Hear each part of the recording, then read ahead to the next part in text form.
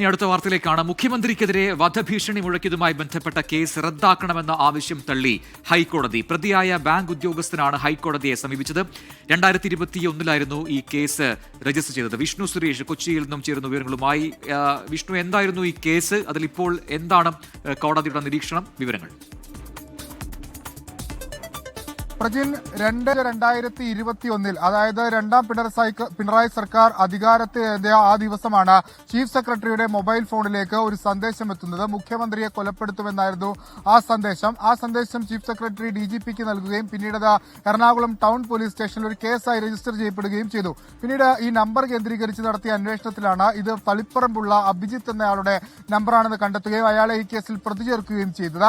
അതിന്റെ വിചാരണ നടപടി, അതിന്റെ കേസന്വേഷണമൊക്കെ പുരോഗമിക്കുന്നതിനിടെ ഈ കേസ് റദ്ദു ചെയ്യണമെന്നാവശ്യപ്പെട്ട് അഭിജിത്ത് ആദ്യം എറണാകുളം അഡീഷണൽ സെഷൻസ് കോടതിയിൽ പോയത്. കോടതി അത് പൂർണ്ണമായും തള്ളി.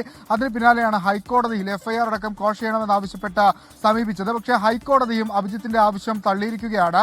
ബാങ്ക് ഉദ്യോഗസ്ഥനായി ജോലി ചെയ്യുന്ന ഒരാളാണ്. ഇത്തരത്തിലുള്ള വിവാദ സന്ദേശങ്ങളൊക്കെ അയക്കുമ്പോൾ നിങ്ങൾക്കത് അറിയില്ലേ എന്നൊരു ചോദ്യം ചോദിക്കുന്നു. ഒപ്പം കോടതി പറയുന്നത് സോഷ്യൽ മീഡിയയിൽ വരുന്ന ഇത്തരം ഭീഷണി സന്ദേശങ്ങൾ അതൊരു വലിയ തലവേദനയായി മാറുന്നുണ്ട്.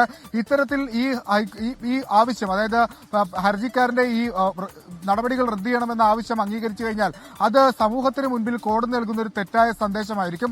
ആ ഒരു പശ്ചാത്തലത്തിലാണ് ഈ ഹർജി റദ്ദു ചെയ്യാനാവില്ല, ഈ പ്രതിയായ ആൾ വിചാരണ നേരിടണം എന്നൊരു നിർദ്ദേശം ജസ്റ്റിസ് PV കുഞ്ഞികൃഷ്ണന്റെ ബെഞ്ച് മുന്നോട്ട് വച്ചിരിക്കുന്നത്.